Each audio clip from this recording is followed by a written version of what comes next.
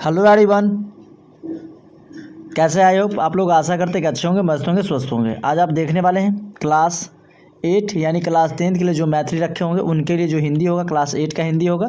तो उसका chapter number 2 के सब्जेक्टिव क्वेश्चन देखेंगे। अभ्यास के प्रश्न और उत्तर, सारा जो उसका जो प्रश्न उत्तर है, सारा क्वेश्चन आपको इसमें देखने को मिलेगा। तो आई होप आप वीडियो को अंत तक वॉच करेंगे, क्योंकि आपको जब मैं ऑनलाइन आऊँ तब जब आपका मेरा वीडियो आप तक पहुंच सके। ओके, तो चलते। पहला क्वेश्चन है आपका कि ईद के दिन अमीना क्यों उदास थी। ईद के दिन अमीना क्यों उदास थी। अगर इस चैनल पर नए होंगे तो लाइक शेयर कमेंट जरूर करें, क्योंकि आपका अपना चैनल KBS कोचिंग सेंटर। अब जब ऑनलाइन आऊँ तो जब तक मेरा वीडियो आप तक पहुँच सके। ओके,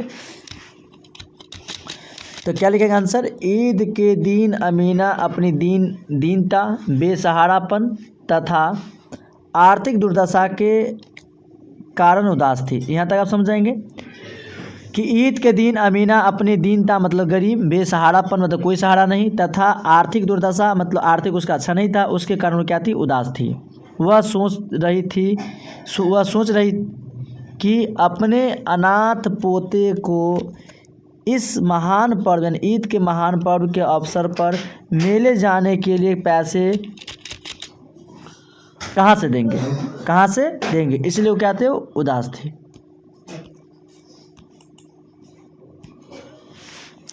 पोते को इस महान पर्व के अवसर पर मेले जाने के लिए पैसे कहाँ से देगी, क्योंकि उसके घर में दाना भी नहीं था, कुछ अनाज भी नहीं था, जिसकी वजह से वो क्या था, वो उदास थी। समझ गए।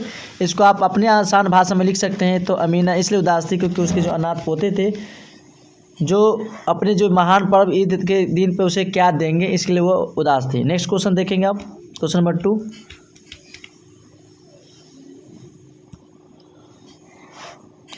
हामिद मिठाई या खिलौने के बदले चिमटा पसंद करता है, क्यों करते हैं बताएंगे आप कि हामिद मिठाई या खिलौने के बदले चिमटा पसंद करता है, क्यों।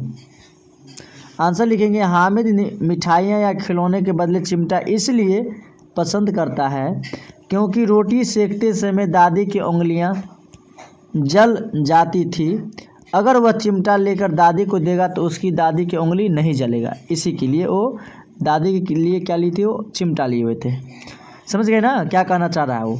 नहीं जलेगी। मिठाइयाँ या खिलौना तो क्षणिक सुख देने वाले हैं, इसलिए उसके चिमटा ही पसंद किया।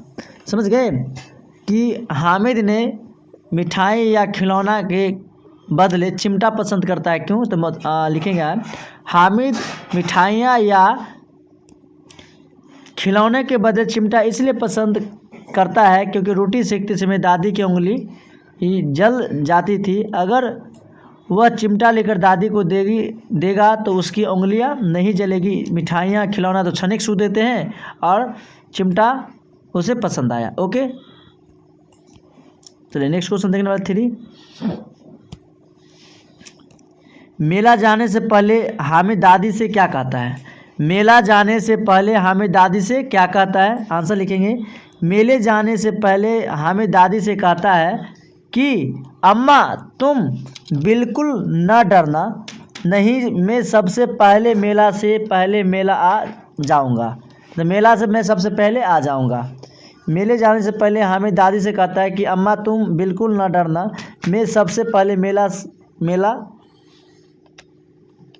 सबसे पहले आ जाऊंगा। मेला से सबसे पहले आ जाऊंगा। ओके, आई होप आप समझ गए। चलिए नेक्स्ट क्वेश्चन में देखते हैं 4 नंबर क्वेश्चन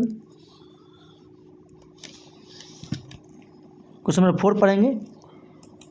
मेले में चिमटा खरीदने से पहले हामिद के मन में कौन कौन से विचार आए, वर्णन कीजिए। मेले में चिमटा खरीदने से पहले हामिद के मन में कौन कौन से विचार आए, वर्णन करें। आंसर लिखेंगे,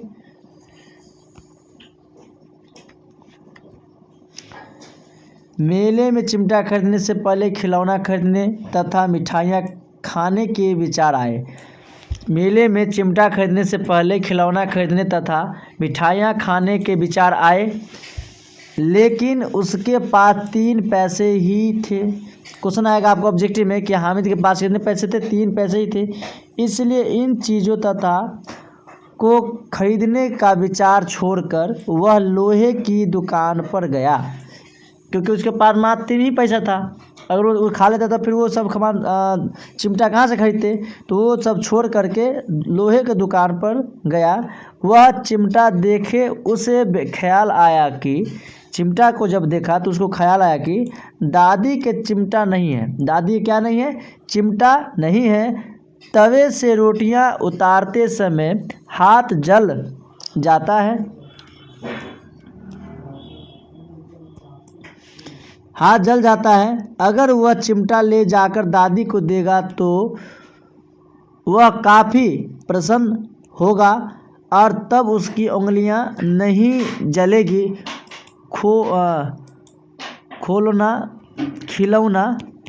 खिलौना से क्या फ़ायदा, व्यर्थ में पैसे जाते हैं, ख़राब होते हैं। ओके, ये लिखा खिलौना, लिखना यहाँ पर खिलौना होगा, खोलौना लिखा हुआ, सब टाइप मिस्टेक। चलिए नेक्स्ट क्वेश्चन देखते हैं, क्वेश्चन नंबर 5 पढ़ेंगे। हामिद ने चिमटे को किन किन रूपों में उपयोग करने की बात कही। समझिए क्वेश्चन क्या क्या। हामिद ने चिमटे को किन किन रूपों में उपयोग करने की बात कही, आंसर बताएंगे आप, लिखेंगे। हामिद ने चिमटे को बंदूक, मंजीरे तथा बहादुर शेर के रूप में उपयोग करने की बात कही। जैसे हामिद ने चिमटे को बंदूक, मंजीरे, बहादुर शेर के रूप में उपयोग करने की बात कही। जैसे कंधे पर रखो तो बंदूक हो गई, हाथ में लिया तो फ़कीरों का चिमटा हो गया, या मंजरा के काम में भी आ सकता है। तो नेक्स्ट क्वेश्चन पढ़ते हैं। मोस्ट वीवीआई क्वेश्चन, आउट ही क्वेश्चन है, पर वीवीआई कर लीजिए इसको। ईदगाह कहानी आपको कैसी लगती है, इसकी मुख्य विशेषता बतलाइए। आंसर लिखेंगे। ईदगाह कहानी मुझे अच्छी लगती है, ईदगाह कहानी मुझे अच्छी लगती है। इसके कई सर्वप्रथम इस कहानी का संपूर्ण वातावरण या परिवेश हमारे सामान्य जीवन के परिवेश से जुड़ा हुआ है, अतः इसके साथ हमारा आत्मीयता संबंध स्वाभाविक है। दूसरा कारण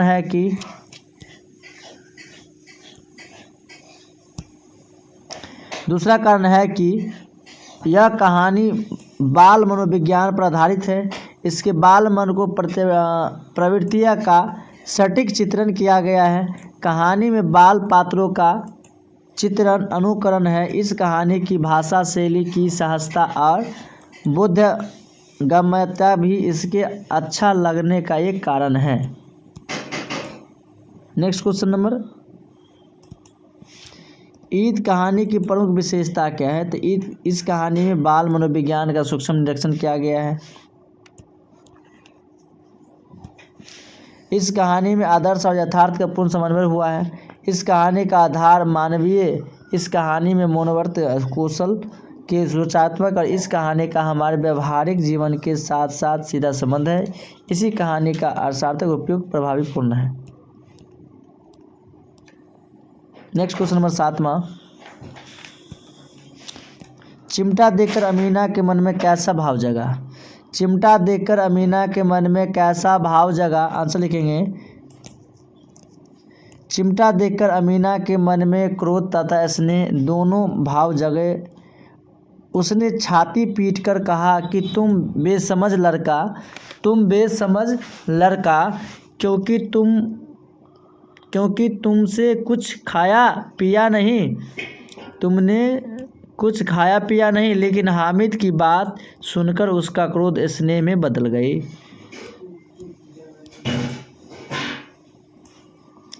तुम्हारा उंगली तावे से जल जाती है, इसलिए मैंने चिमटा लिया। उसका मन गदगद हो गया कि बच्चे के में कितना त्याग का सद्भाव है। चलिए नेक्स्ट क्वेश्चन पढ़ेंगे, क्वेश्चन नंबर 8। ईदगाह कहानी की प्रमुख विशेषता बताइए।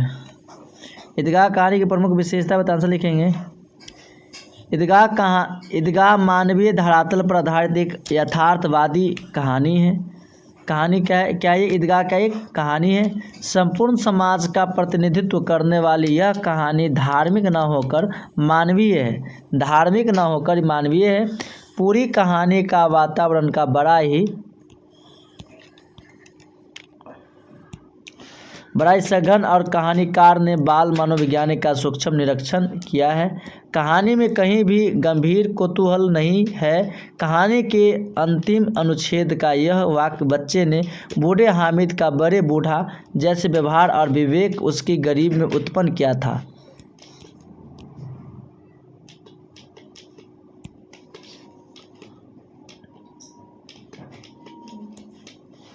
प्रस्तुत कहानी की भाषा सुबोध है। मुखमुहावरे की भरमार ने कहानी को और भी रोचक बना दिया। ओके बाय, मिलते हैं नेक्स्ट क्लास में।